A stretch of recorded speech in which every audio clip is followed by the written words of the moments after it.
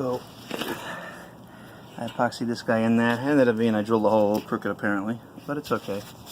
And put a nice connector over here.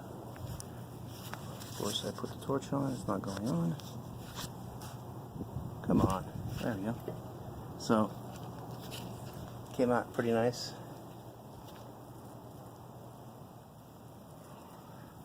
So I don't know if you can see in there.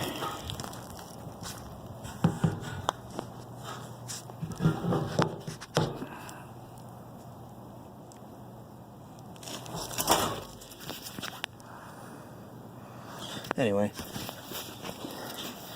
so this is the main problem, is the venting on this. So hopefully it'll be good.